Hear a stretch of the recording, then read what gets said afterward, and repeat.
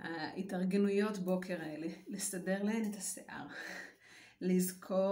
להזכיר להן לקחת את התיק, את קופסת האוכל, את כל הדברים האלה, ולהספיק להתארגן בעצמי רגע לפני שאני יוצאת לפגישה. אני מוכנה, זהו. יש המון דברים שאני עושה כל בוקר, פשוט מאוד כדי להניע אותן לזוז, להעיר אותן. המון דברים שכאימא אני בעצם משתמשת בלי להבין בכלל. כלים מעולם השיווק כדי להניע את הילדים שלנו לעשייה. כל בוקר להניע אותן לקום ולהתחיל להתארגן דורש ממני היכרות עם הקהל שלי, עם הבנות שלי. להבין בדיוק מה יניע אותן, דווקא ספציפית היום, כדי שנגיע בזמן. הכלים האלה מוכרים לך, העולם הזה של ההנאה הזאת לפעולה, מוכר לך כבר מחיי היום-יום.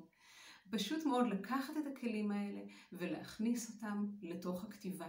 לתוך הכתיבה השיווקית שתניע את הלקוחות שלך לפעולה שאת רוצה. איך בדיוק עושים את זה?